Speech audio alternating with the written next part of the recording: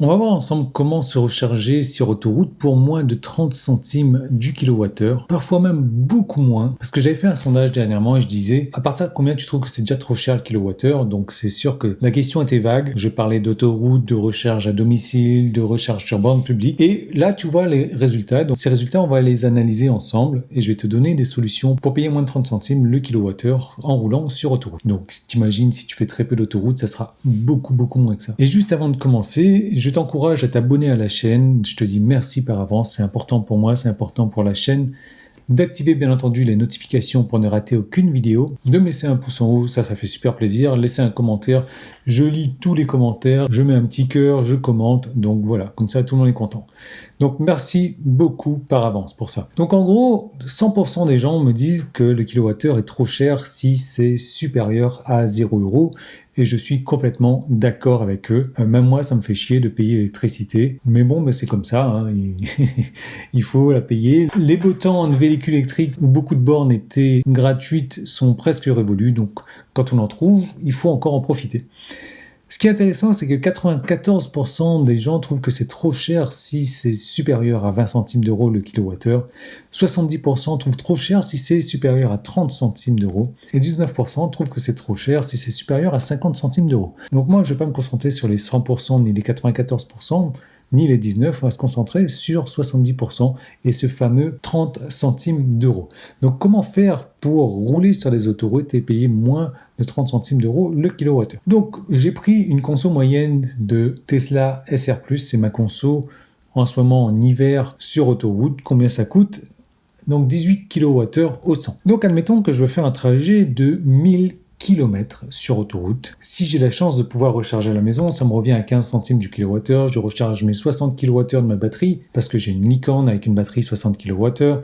Si tu recharges 55 parce que tu as une SR+ standard, tu fais les calculs, ça ne change pas grand-chose. Mais tu pourras rouler donc normalement à 18 kWh au 100, 333 km en admettant que j'arrive avec une batterie à 0. Bien entendu, c'est pas ce qui est conseillé de faire, mais voilà, tu as les statistiques globales. Ça coûte 2,70 € pour 100 km.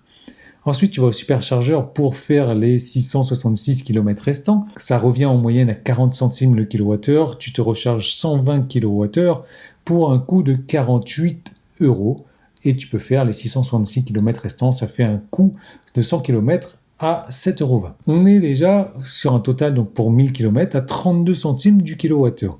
180 kWh de rechargé, 57 € au total, 1000 km roulés. Coût moyen pour 100 km, 5,70 €. Donc là déjà, tu vois, et tu as une information très importante, c'est qu'il ne faut pas penser ponctuellement, ah ouais, ça fait chier de payer un kilowattheure à 40, 42 centimes, mais il faut voir ça sur, et tu connais l'expression, ce n'est pas la destination qui compte, c'est le voyage qui est important. Il faut voir ça sur la totalité de ton voyage de 1000 km éventuellement dans ce cas-là. Et là, on tombe tout de suite en pouvant recharger à la maison à 32 centimes du kilowattheure. Et tu vas me dire, oui, mais moi, je ne peux pas recharger à la maison. Moi non plus. C'est mon cas. Pas de panique, j'y viens. Je voulais juste faire avant un trajet sur 500 km parce qu'on fait plus souvent des trajets de 500 que de 1000 km. Donc on repart sur la même base, la maison on recharge à 15 centimes, 60 kWh toujours, 9 €, 333 km, 2,70 € pour 100 km. Au superchargeur du coup, on va se charger pour 30 kWh uniquement, toujours à 40 centimes, donc 12 €. On fait 166 km avec ça, 7,20 € pour 100. Donc au total, on est sur du 23 centimes déjà là pour 90 kWh, 21 € pour ces 500 km et on est sur un coût de 4,20 € pour 100 km. Et là, tout de suite, tu vois, que même si tu as payé ton kilowattheure au superchargeur à 40 centimes, en admettant que tu te recharges chez Tesla, rappelle-toi, dernièrement, j'ai sorti une vidéo sur Unity et il y a des tarifs plus avantageux, donc on est sur du 23 centimes sur la totalité du trajet, ce qui est très raisonnable. Et là, tu me dis, oui, j'ai pas de maison, je peux pas recharger chez moi, et c'est mon cas. Donc, on va voir comment ça se passe. Mais juste avant de voir comment ça se passe quand on n'a pas de maison, moi, je vais te poser une question. Sur un trajet de 1000 km ou de 500 km, est-ce que tu prévois pas une pause de temps en temps? Si tu es un guerrier et tout ça, ouais, moi, je les bouffe d'une traite, les 1000 km, super. Dans ce cas-là, je peux rien faire pour toi. Moi, je suis plutôt partisan de m'arrêter régulièrement, tous les 2 heures, toutes les 2 heures et demie, comme le conseille la sécurité routière. Ça, tu en fais ce que tu veux. Voilà comment ça se passe quand on a une pause. Toujours avec la même conso de 18 kWh au 100, on recharge à la maison, toujours pour ce trajet de 1000 km. Les Tarifs, tu les connais, 15 centimes pour recharger 60 kWh, 9 euros, 333 km, blablabla. Ensuite, admettons que tu décides de partir sur un trajet de 1000 km à mi-trajet et de faire une pause de mi-trajet, une pause de 90 minutes. Là, ce qui peut être pas mal, ce qui peut être même intelligent, c'est de te dire, ok, je vais aller faire ma pause de 90 minutes sur un emplacement où je peux trouver une borne de recharge 11 kWh et je vais me poser dessus pendant 90 minutes et je vais me recharger. Et là, dans ce cas-là, tu vas voir que tu peux recharger pour 14,67 kWh gratuitement. Certes, tu ne vas pas rouler grand-chose, tu vas faire 81 km avec, mais tu auras toujours pris 14 kWh gratos pendant que tu fais une pause pour te sentir mieux, pour te remplir la panse. Tu en profites pour remplir la panse de ta voiture aussi, gratuitement. Du coup, sur le superchargeur Tesla à 40 centimes, tu n'as plus besoin de te recharger 120 kWh, mais juste 105. Et du coup, ça te coûte 42,13 € pour faire les 585 km restants, soit un coût de 7,20 € pour 100 km. Et là, tu vois que c'est un trajet de 1000 km, et tout de suite, on tombe à moins de 28 centimes du kilowattheure pour 180 kWh. 51,13 € et 5,11 € pour 100 km. Donc, on a économisé 6 € en faisant une pause de 90 minutes. Pas mal, hein? Donc, sur le trajet 500 km, on a toujours la même chose pour la maison. La pause de 90 minutes où tu tombes sur un point de recharge, et ça, c'est très simple à programmer. Du coup, le superchargeur, tu ne recharges que 15 au lieu de recharger 30 kWh, ce qui te revient à 6,13 € pour 85 km supplémentaires, soit 7,20 € pour 100 km. Et là, du coup, pour ces 500 km, en ayant fait une pause, tu tombes à 17 centimes du kilowattheure en moyenne pour ces 90 kWh, soit 15,13 € pour 500 km roulés et soit 3,03 € pour 100 km. Encore une fois, on économise 6 €.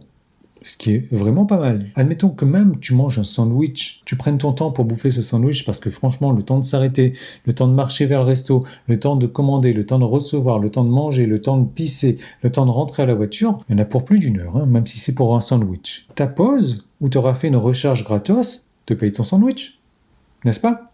Dis-moi ce que tu penses de ça en commentaire. Et mets-moi un pouce en haut si tu n'avais pas pensé à ça. Donc, maintenant, tu ne peux pas te charger à la maison. Moi, c'est mon cas.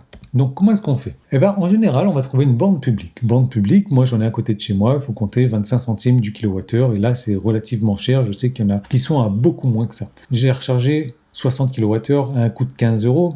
333 km de roulée, ça me revient à 4,50 € les 100 km. Cette fois, je décide, sur mon trajet de 1000 km, de faire 2 heures de pause.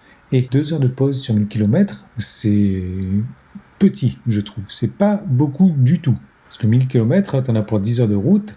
Normalement, tu es censé te reposer bien plus que 2 heures. Bon, là, on va partir sur 2 heures. Si tu te poses sur une borne 11 kWh, tu recharges 22 kWh. Ça te revient à 0 €, tu recharges pour ça, donc 122 km. Et ça te revient à 0 € pour 100 km. Le superchargeur, du coup, tu ne te recharges que 98 kWh à 40 centimes, soit 39,20 € pour rouler ces 544 km restants, soit 7,20 € au 100. Du coup, tu tombes sur un trajet de 1000 km avec une charge non domicile à 30 centimes du kilowattheure. Tu auras payé tout ça à 55 €, on va dire, en moyenne, pour rouler ces 1000 km, soit 5,42 € de 100 km. Qu'est-ce que tu penses de ça ? On va voir maintenant pour les 500 km. Donc, tu te recharges toujours sur une borne publique, 60 kWh à 15 €, 4,50 € pour 100 km. La pause de 2 heures où tu prends ces 22 kWh gratuitement. Et ensuite, le superchargeur où tu ne recharges que 8 kWh à un coût de 3,20 €. Là, on peut rouler 44 km, soit 7,20 € pour 100 km. Et au final, tu vois que tu tombes sur un trajet où, au total, le kilowattheure te sera revenu à 20 centimes en moyenne pour ces 90 kWh de recharger, avec un coût de 18,20 € pour le trajet de 500 km, soit 3,64 € pour 100 km. Bon, tout ça en admettant, bien entendu, qu'on roule avec une moyenne de 18 kWh et blablabla. Mais tu comprends encore plus l'importance de la pause lors des trajets. Tu te poses sur une borne gratos, c'est super simple à trouver, et tu économises énormément comme ça. 22 kWh à 40 centimes, tu économises 9,60 €.